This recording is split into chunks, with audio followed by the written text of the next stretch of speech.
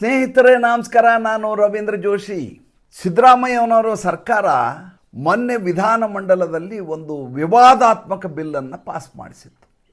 ಕೋಮುದ್ವೇಷವನ್ನು ಹೆಚ್ಚಿಸುವಂಥ ಪೋಸ್ಟ್ಗಳು, ಭಾಷಣಗಳು, ಅವಹೇಳನಕಾರಿಯಾದಂಥ ವಿಚಾರಗಳು ಯಾರು ಪ್ರಸ್ತಾಪ ಮಾಡ್ತಾರೆ ಅವ್ರ ಮೇಲೆ ಕಾನೂನು ರೀತಿಯ ಉಗ್ರವಾದ ಕ್ರಮವನ್ನು ಕೈಗೊಳ್ಳೋದು, ಜೈಲಿಗೆ ಹಾಕೋದು. ಇದ್ದಕ್ಕಿದ್ದ ಹಾಗೆ ಇದ್ರ ಬಗ್ಗೆ ಭುಗಿಲೇಳಲಾಯಿತು. ಈ ರೀತಿಯಾಗಿ ನೀವು ವಾಕ್ ಸ್ವಾತಂತ್ರ್ಯವನ್ನು ಕಿತ್ಕೊಳ್ಳಿಕ್ಕಾಗೋದಿಲ್ಲ ಅಂತ ಎಲ್ಲರೂ ಮಾತಾಡಲಿಕ್ಕೆ ಶುರು ಮಾಡಿದರು. ಇಲ್ಲ, ಇಂಥದ್ದೊಂದು ಕಾಯ್ದೆ ಬೇಕೇ ಬೇಕು ಅಂತ ಕಾಂಗ್ರೆಸ್ ಸರ್ಕಾರ ಹೇಳಲಿಕ್ಕೆ ಶುರು ಮಾಡ್ತೀವಿ. ಬಿಲ್ಲನ್ನು ರಾಜ್ಯಪಾಲರ ಅಂಗಳಕ್ಕೆ ತರಲಾಯಿತು. ರಾಜ್ಯಪಾಲರು ಹೇಳಿದರು, ಈ ರೀತಿಯಾಗಿ ನೀವು ಮಾಡಲಿಕ್ಕೆ ಸಾಧ್ಯ ಇಲ್ಲ, ನಾನು ಇದಕ್ಕೆ ಸಹಿ ಹಾಕೋದಿಲ್ಲ. ರಾಜ್ಯಪಾಲರಿಗಿರುವ ಅವಕಾಶ ಏನು? ಒಂದೋ ಬಿಲ್ಲನ್ನು ವಾಪಸ್ ಕಳಿಸಬೇಕು ಪುನರಾವರ್ತನೆಗೆ, ಅಂದರೆ ನೀವು ತಿದ್ದುಪಡಿ ಮಾಡಿ ಮತ್ತೊಂದು ಸಲ ಕಳಿಸ್ಕೊಡಿ ಅಂತ ವಾಪಸ್ ವಿಧಾನಮಂಡಲಕ್ಕೆ ಕಳಿಸ್ಬೇಕು ಮುಖ್ಯಮಂತ್ರಿ ಅವರಿಗೆ. ಇಲ್ಲ ಅಂದರೆ ರಾಷ್ಟ್ರಪತಿಯವರಿಗೆ ಉಲ್ಲೇಖ ಮಾಡಬೇಕು, ಈ ರೀತಿಯಾದಂಥ ಒಂದು ಫೈಲ್ ಬಂದಿದೆ, ಇದನ್ನು ಏನು ಮಾಡಬೇಕು ಅಂತ. ಕರ್ನಾಟಕದ ರಾಜ್ಯಪಾಲರು ಅದನ್ನು ರಾಷ್ಟ್ರಪತಿ ಅಂಗಳಕ್ಕೆ ಕಳಿಸಿದರು. ಈಗ ಅದು ನೆನೆಗುದಿಗೆ ಬಿದ್ದಿದೆ. ನನಗೆ ಈಗ ಅನ್ನಿಸ್ತಾ ಇದೆ, ಈ ಬಿಲ್ ಪಾಸ್ ಆಗಿಬಿಡಬೇಕಾಗಿತ್ತು.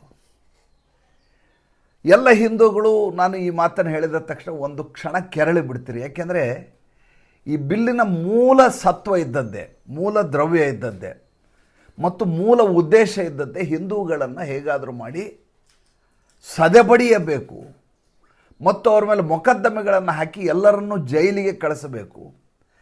ಯಾರೂ ಈ ಸರ್ಕಾರದ ತುಷ್ಟೀಕರಣದ ರಾಜಕಾರಣದ ಬಗ್ಗೆ ಮಾತಾಡಿರಬಾರ್ದು.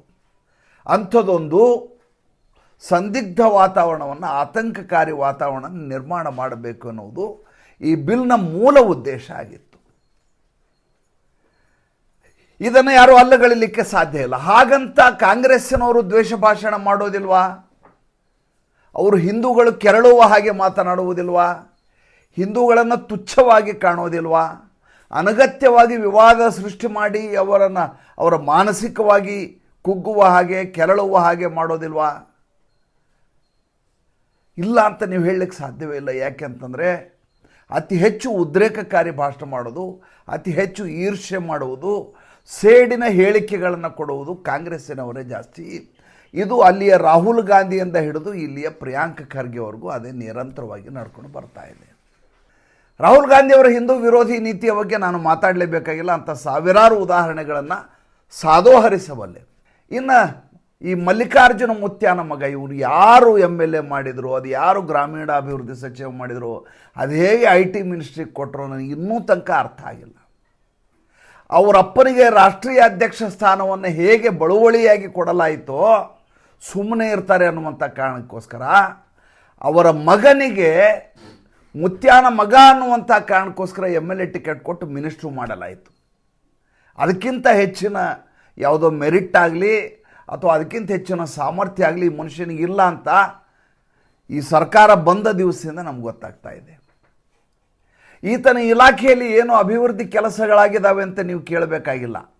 ಈತ ಇವತ್ತು ಬೆಳಗ್ಗೆ ಏನು ಆಕ್ರೋಶಭರಿತವಾದ ಸೇಡಿನ ಭಾಷಣ ಮಾಡಿದ್ದಾರೆ ಅನ್ನುವುದನ್ನು ಮಾತ್ರ ಪ್ರಸ್ತಾಪ ಮಾಡಬೇಕು. ಅಂಥ ಮಲ್ಲಿಕಾರ್ಜುನ ಮುತ್ಯಾನ ಮಗ ಪ್ರಿಯಾಂಕ ಖರ್ಗೆ. ನಿನ್ನೆ ಈತ ಹೇಳ್ತಾನೆ, ಗಾಂಧಿ ಭವನದಲ್ಲಿ ಈತನ ಭಾಷಣ, ಒಂದು ಪುಸ್ತಕದ ಬಿಡುಗಡೆ, ಆ ಬಿಡುಗಡೆಯಲ್ಲಿ ಹೇಳ್ತಾನೆ RSS ಅನ್ನೋದು ದೆವ್ವ ಅಂತೆ, BJP ಅನ್ನೋದು ಅದರ ನೆರಳಂತೆ. ಇವನ ಹೋಲಿಕೆ ಹೇಗಿದೆ ನೋಡಿ. ಮೊದಲು RSS ಅನ್ನೋದು ದೆವ್ವ, BJP ಅನ್ನೋದು ಅದರ ನೆರಳು. ನಾವು ನೆರಳಿನ ಜೊತೆ ಗುದ್ದಾಡ್ತಾ ಇದ್ದೀವಿ, ದೆವ್ವದ ಜೊತೆ ಗುದ್ದಾಡಬೇಕು. ಯಾಕೆ ಗುದ್ದಾಡಬೇಕು ಸ್ವಾಮಿ? ನಿಮಗೇನು ತೊಂದರೆ ಮಾಡಿದೆ RSS?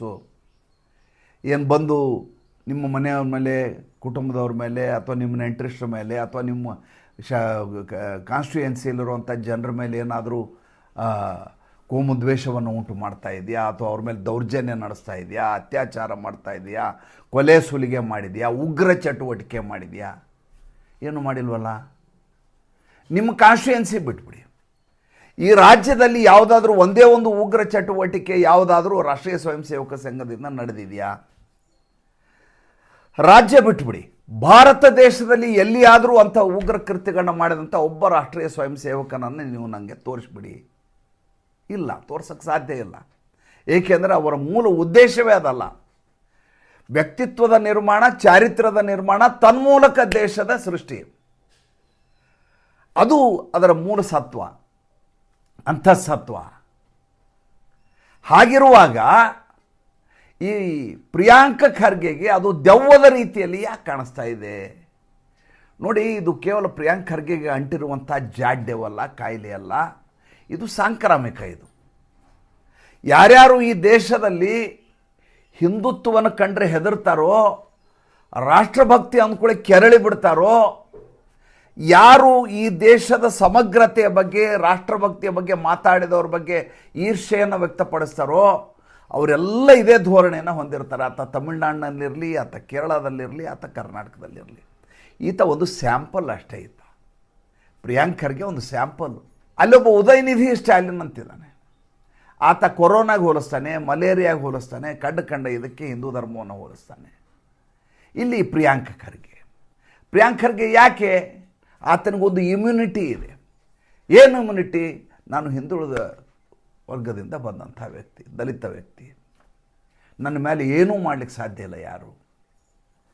ಜೊತೆಗೆ ನಾನೊಬ್ಬ ಸಚಿವ, ಅದಲ್ಲದೆ ನಮ್ಮಪ್ಪ ರಾಷ್ಟ್ರೀಯ ಅಧ್ಯಕ್ಷ. ನೋಡಿ, ಕಾಂಗ್ರೆಸ್ಸಿನ ಬೇರೆ ಯಾರಾದರೂ ಈ ರೀತಿಯಾದಂಥ ಉಪದ್ವ್ಯಾಪದ ಭಾಷಣಗಳನ್ನು ಮಾಡಿದ್ದನ್ನು ತೋರಿಸಿ ದ್ವೇಷ ಮಾಡ್ತಾರೆ, ಸೇಡಿನ ರಾಜಕಾರಣ ಮಾಡ್ತಾರೆ, ಅಸೂಯೆ ಪಡ್ತಾರೆ, ಬಾಯಿಗೆ ಬಂದ ಹಾಗೆ ಹಿಂದುತ್ವವನ್ನು ಅವಹೇಳನ ಮಾಡ್ತಾರೆ. ಹಿಂದುತ್ವದ ಫ್ಯಾಕ್ಟ್ರಿ ಅಂತ ಸ್ವತಃ ಸಿದ್ದರಾಮಯ್ಯನವರು ಮಂಗಳೂರು ಬಗ್ಗೆ, ಸೌತ್ ಕ್ಯಾನ್ರಾ ಬಗ್ಗೆ ಮಾತಾಡ್ತಾರೆ. ಸರಿ, ಇದು ದೆವ್ವ, ಇದರ ರಿಜಿಸ್ಟ್ರೇಷನ್ ಮಾಡಿಸೇ ತೀರ್ತೀನಿ, ಇದ್ರ ಉದ್ದೇಶವೇ ಕೆಟ್ಟದ್ದಿದೆ, ಇದು ದುಡ್ಡು ತೊಗೊಂಬರ್ತದೆ, ಮನಿ ಲಾಂಡ್ರಿಂಗ್ ಮಾಡ್ತದೆ, ಈ ರೀತಿಯಾಗಿ ಯಾರೂ ಮಾತಾಡೋದಿಲ್ಲ. ಯಾಕೆಂದರೆ ಆ ರೀತಿಯಾದಂಥ ದಾಖಲಾತಿಗಳು ನಿಮಗೆ ಎಲ್ಲೂ ಸಿಗ್ಲಿಕ್ಕೆ ಸಾಧ್ಯವೇ ಇಲ್ಲ.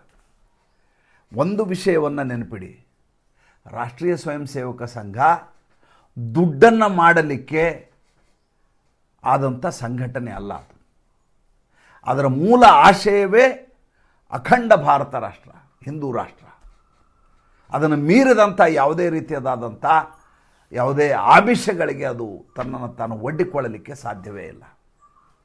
ಹಾಗಂತ ಅದು ಈ ರೀತಿ ಹೇಳಿಕೆಗಳಿಗೆ ತನ್ನ ಪ್ರತಿಕ್ರಿಯೆಯನ್ನು ತೋರಿಸೋದಿಲ್ಲ, ಕೆರಳುವುದೂ ಇಲ್ಲ, ಬೀದಿಗೆ ನಿಂತು ಹೋರಾಟ ಮಾಡುವುದಿಲ್ಲ, ಈತನ ಮನೆಯ ಮುಂದೆ ಘೆರಾವ್ ಹಾಕುವುದಿಲ್ಲ, ಯಾವುದನ್ನೂ ಮಾಡುವುದಿಲ್ಲ. ಅದಕ್ಕೆ ಈತ ಮಾತನಾಡ್ತಾರೆ. ಎಂಥ ವಿಚಿತ್ರ ಸನ್ನಿವೇಶ ನೋಡಿ. ಇನ್ನೊಂದು ಹೆಜ್ಜೆ ಮುಂದೆ ಹೋಗ್ತಾರೆ. ಮೋಹನ್ ಭಾಗವತ್ 3 ಮಕ್ಕಳಾಗಬೇಕು ಅಂತ ಹೇಳ್ತಾರೆ, ಅವರೇ ಮದುವೆ ಆಗಿಲ್ಲ ಅಂತ ಹೇಳ್ತಾರೆ. ಒಬ್ಬ ಕ್ಯಾನ್ಸರ್ ಡಾಕ್ಟರ್ ಇರ್ತಾನೆ, ಆಂಕಾಲಜಿಸ್ಟು, ಆತನಿಗೆ ಕ್ಯಾನ್ಸರ್ ಆಗಬೇಕಾದ ಅಗತ್ಯ ಇದೆ ಏನ್ರಿ ಸ್ವಾಮಿ? ಪಾಪ ಒಬ್ಬ ಗೈನಕಾಲಜಿಸ್ಟ್ ಇರ್ತಾಳೆ, ಮದುವೆನೇ ಆಗಿರಲ್ಲ, ಯಾಕೆ ಹೆರಿಗೆ ಮಾಡಿಸ್ಬಾರ್ದೇನು ಸ್ವಾಮಿ? ಅಂದರೆ ಮೋಹನ್ ಭಾಗವತ್ಜಿ ಮದುವೆಯಾಗಿ ಒಂದು 5-6 ಮಕ್ಕಳು ಮಾಡ್ಕೊಂಡ್ಮೇಲೆ ಬೇರೆಯವ್ರ ಮಕ್ಕಳಾಗಲಿ ಅಂತ ಹೇಳಬೇಕು ಅವರು, ಈತ ಹೇಳೋದು. ಎಂಥ ಉಪದ್ವ್ಯಾಪದ ಭಾಷಣ, ಎಂಥ ಅತಾರ್ಕಿಕವಾದಂಥ ಚಿಂತನೆ. ಹೇಗೆ ಹಿಂದೂಗಳನ್ನು ಅನಗತ್ಯವಾಗಿ ಇವರು ಕೆರಳಿಸ್ತಾರೆ ಅನ್ನೋದಕ್ಕೆ ಇದಕ್ಕಿಂತ ನಿದರ್ಶನ ನಿಮ್ಗೆ ಸಿಗ್ಲಿಕ್ಕೆ ಸಾಧ್ಯವಿಲ್ಲ. ಗುರುದಕ್ಷಿಣೆ ಬಗ್ಗೆ ಮಾತಾಡ್ತಾನೆ ಮನುಷ್ಯ. ನೋಡಿ, ಇಲ್ಲಿವರೆಗೂ ಗುರುದಕ್ಷಿಣೆ ಅನ್ನೋದು ಎಷ್ಟು ಗೌಪ್ಯವಾದ, ಎಷ್ಟು ಪವಿತ್ರವಾದಂಥ ಚಟುವಟಿಕೆ ಇದರಲ್ಲಿ ರಾಷ್ಟ್ರೀಯ ಸ್ವಯಂ ಸೇವಕ ಸಂಘದಲ್ಲಿ ಅಂತ ಯಾರು ಸಂಘದ ಸ್ವಯಂ ಸೇವಕರಾಗಿದ್ದಾರೋ ಅವ್ರು ತುಂಬ ಚೆನ್ನಾಗಿ ಗೊತ್ತಿರ್ತದೆ. ಅದನ್ನೊಂದು ಉತ್ಸವದ ರೀತಿಯಲ್ಲಿ ಆಚರಿಸಲಾಗತ್ತೆ, ಅದಕ್ಕೊಂದು ಸಭೆ ಮಾಡಲಾಗತ್ತೆ, ಅಲ್ಲೊಂದು ಬೌದ್ಧಿಕ ಆಗತ್ತೆ, ಯಾವುದೋ ಒಂದು ದೇವಸ್ಥಾನದಲ್ಲಿ ಕಾರ್ಯಕ್ರಮ ನಡೀತಾ ಇರ್ತದೆ, ದೇವರ ಸನ್ನಿಧಿಯಲ್ಲಿ ನಡೀತಾ ಇರ್ತದೆ, ಇಲ್ಲ ರಾಷ್ಟ್ರೀಯ ಸ್ವಯಂ ಸೇವಕ ಸಂಘದ ಕಾರ್ಯಾಲಯದಲ್ಲಿ ನಡೀತಾ ಇರ್ತದೆ. ಯಾರು ಎಷ್ಟು ದುಡ್ಡು ಹಾಕಿದರು ಅನ್ನೋದನ್ನು ಯಾರೂ ಯಾರಿಗೂ ಹೇಳುವುದಿಲ್ಲ. ಯಥೇಚ್ಛೆಯಾಗಿ ಯಥಾ ಸಾಮರ್ಥ್ಯ ಏನಿದೆ ಅದಕ್ಕನುಗುಣವಾಗಿ ತಮ್ಮನ್ನು ತಾವು, ತಮ್ಮಲ್ಲಿರುವಂಥ ಏನು ಸಂಪಾದನೆ ಇದೆ ಅದನ್ನು ದೇಶಕ್ಕಾಗಿ ಕೊಡುವಂಥ ಒಂದು ಪ್ರಕ್ರಿಯೆ. ಅದು ದಂಧೆ ಅಲ್ಲ ಇದು. ಅಥವಾ ಕಾಳಧನವನ್ನು ಬಿಳಿಧನವನ್ನಾಗಿಸ್ಕೊಂಡು ಯಾವುದೋ ಬೇರೆ ದೇಶದ ವಿರುದ್ಧವಾಗಿ ಹೋರಾಟ ಮಾಡಲಿಕ್ಕೆ ಸೇರಿಸುವಂಥ ದುಡ್ಡಲ್ಲ ಅದು. ಅತ್ಯಂತ ರಹಸ್ಯವಾಗಿ, ಪವಿತ್ರವಾಗಿ, ಒಬ್ಬರು ಇನ್ನೊಬ್ಬರಿಗೆ ಹೇಳಲಾರದೆ. ಏಕೆಂದರೆ ನಾನು ಎಷ್ಟು ಕೊಟ್ಟೆ ಅಂತ ಚೀಟಿ ಬರೆಸ್ಬಿಟ್ರೆ ಆ ಮನುಷ್ಯನ ಅಹಂಕಾರ ಜಾಸ್ತಿ ಆಗ್ತಾ ಹೋಗುತ್ತೆ. ಒಬ್ಬ ಹೆಚ್ಚು, ಒಬ್ಬ ಕಡಿಮೆ ಅನ್ನುವಂಥ ತಾರತಮ್ಯ ಶುರುವಾಗತ್ತೆ. ನೋಡಿ, ಗುರೂಜಿ ಗೋಳ್ವಲ್ಕರು ಆ ಕಾಲದಲ್ಲಿ, ಹೆಡಗೇವಾರು ಅವರೆಲ್ಲ ಎಷ್ಟು ಆಲೋಚನೆ ಮಾಡಿ ಈ ಒಂದು ಪರಂಪರೆಯನ್ನು ಹುಟ್ಟು ಹಾಕಿದ್ದಾರೆ ಅಂದರೆ, ಗುರುದಕ್ಷಿಣೆ ಅನ್ನುವ ಆ ಕಾರ್ಯಕ್ರಮ ಇದೆಯಲ್ಲ, ಅದು ಅತ್ಯಂತ ವಿನೂತನವಾದದ್ದು, ಅತ್ಯಂತ ದಿವ್ಯವಾದದ್ದು. ಮತ್ತು ಅದಕ್ಕಿಂತ ಹೆಚ್ಚಾಗಿ ನಮಗೆ ಒಂದು ರೀತಿಯಾದಂಥ ಸಾರ್ಥಕತೆಯನ್ನು ಕೊಡುವಂಥ ಕಾರ್ಯಕ್ರಮ ಅದು. ಸ್ವಯಂ ಸೇವಕ ಇಡೀ ವರ್ಷ ಪೂರ್ತಿ ಆತ ಶಾಖೆಗೆ ಹೋಗದೇ ಇರಬಹುದು, ಗುರುದಕ್ಷಿಣೆ ದಿವಸ ಯಾರೂ ತಪ್ಪಿಸ್ಕೊಳ್ಳೋದಿಲ್ಲ.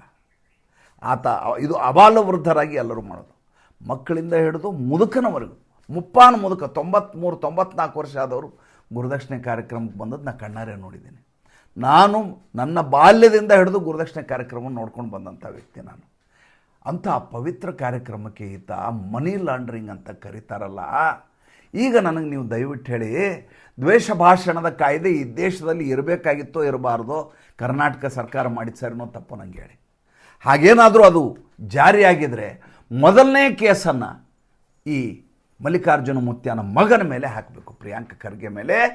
ಒಂದು ಕಡೆ ಅಲ್ಲ, ಇಡೀ ದೇಶದಲ್ಲಿ ಎಲ್ಲೆಲ್ಲೂ ರಾಷ್ಟ್ರೀಯ ಸ್ವಯಂ ಸೇವಕ ಸಂಘದ ಸದಸ್ಯರಿದ್ದಾರೋ ಅವರೆಲ್ಲ ಈ ಥರ ಮೇಲೆ ಕೇಸ್ ಹಾಕಬೇಕು. ಯೋಚನೆ ಮಾಡಿ ನೋಡಿ, ಯಾಕೆ ಹೀಗೆ ಮಾತಾಡ್ತಾರೆ ಇವರು? ಯಾಕೆ ಅಂದರೆ ಭಾರತೀಯ ಜನತಾ ಪಾರ್ಟಿ ಆ ಮಟ್ಟಿಗೆ ಬೇರು ಮಟ್ಟದಲ್ಲಿ ಇವತ್ತು ಕೆಲಸವನ್ನು ಮಾಡ್ತಾ ಇದೆ. ಈತನ ಕ್ಷೇತ್ರದಲ್ಲಿಯೇ ವಿಸ್ತಾರಕರು ಬಂದು ಕೆಲಸವನ್ನು ಶುರು ಮಾಡಿದ್ದಾರೆ. ಈತನಿಗೆ ಮುಂದಿನ ಚುನಾವಣೆಯಲ್ಲಿ ಗೆಲ್ಲುವುದಿಲ್ಲ ಅನ್ನೋದು ಶತಸಿದ್ಧವಾಗಿ ಹೋಗಿದೆ. ಜೊತೆಗೆ ಈತ ತನ್ನ ಅಸ್ತಿತ್ವವನ್ನು ತನ್ನ ಕೆಲಸದ ಮೂಲಕ ತೋರಿಸಲಿಕ್ಕೆ ಸಾಧ್ಯ ಇಲ್ಲ. ಈ ರೀತಿ ಭೀಷಣ ಭಾಷಣ ಮಾಡುವ ಮೂಲಕ ತನ್ನ ಅಸ್ತಿತ್ವದಲ್ಲಿ ಉಳಿಸ್ಕೋಬೇಕು ತನ್ನನ್ನು ತಾನು ಅನ್ನುವಂಥ ಹಪಾಹಪಿಗೆ ಬಿದ್ದಿದ್ದಾರೆ. ಈತನ ಮೇಲೆ ಕೇಸ್ ಹಾಕಬೇಕೋ ಹಾಕಬಾರ್ದು ದಯವಿಟ್ಟು ನೀವು ನನಗೆ ತಿಳಿಸಿ. ಮತ್ತು ಮುಂದಿನ ಸಂಚಿಕೆಯಲ್ಲಿ ಮಾತಾಡ್ತೀನಿ.